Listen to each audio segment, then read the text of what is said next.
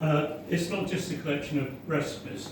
And originally it wasn't going to be any recipes in it at all, but Karen said you can't have a recipe without recipes in it. So there are recipes in it as well. But it was actually a customer, and I've no idea who it was.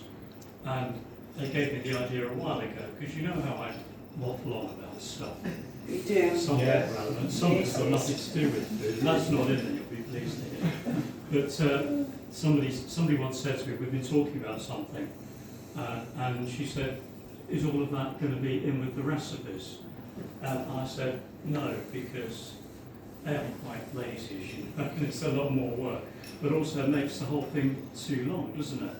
So, but it did get me thinking that it would be nice to sort of put that information all in one place, and originally that's all I planned to do with it. Then at the beginning of the year I thought I could maybe turn it into something a little bit more than that. And I called it Seasons Taste because some time ago, I think it was a few years ago now actually, but there was a chap on the end there, it must have been a while ago because when I had people on that workstation as well. And he said to me, you know when it says season to taste in a recipe, and he said, I've got no idea what that means.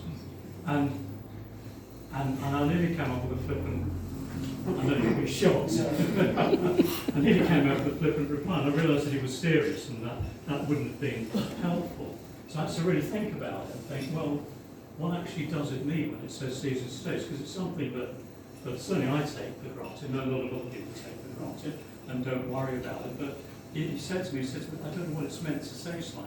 And actually there's an awful lot of people like that. So I thought that would be a good start to the book to sort of talk about seasoning and explain it in a little bit more depth. It's actually quite an interesting subject.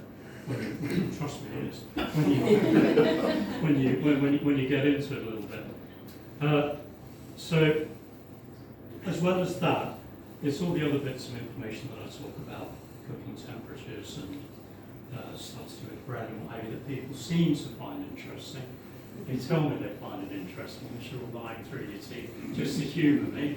So I thought that would make the bones for a book and give me an opportunity to put another book together, because I do quite enjoy doing it. But writing about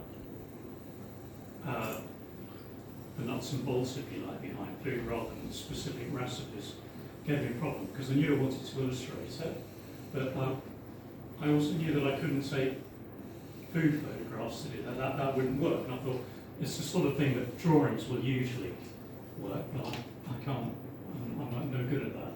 So I went down the cyanotype route, and which I'm just going to talk about briefly because some of you might be familiar. I know John's familiar with cyanotype, but is anybody else familiar with cyanotype?